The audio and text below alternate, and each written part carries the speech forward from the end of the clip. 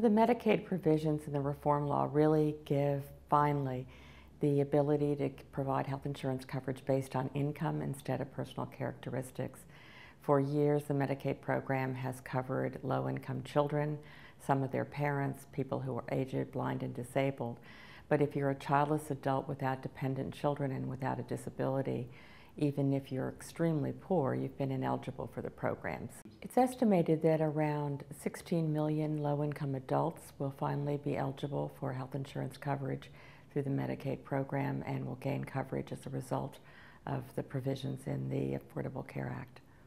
With health care reform, anyone who meets the income standard, especially adults without dependent children, will now be eligible to receive health insurance coverage through Medicaid.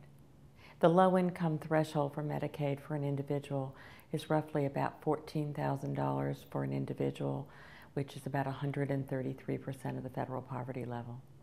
The Affordable Care Act will make all individuals under 133% of the federal poverty level eligible for the Medicaid program, but getting them enrolled and signed up will be the responsibility of the states. But we know that the cost of our medical care is extremely high and rises rapidly, so that many states are currently struggling with the effects of the recession and the downturn in their revenues, which makes it more difficult for them to find the funds to support their share of coverage under the existing Medicaid program.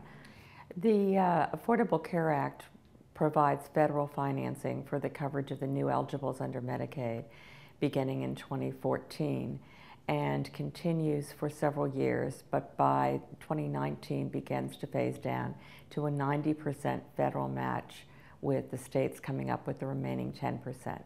So it's a very generous upstart from the federal government and really continues to be a substantial federal commitment to this that should not really put undue burden on most state budgets.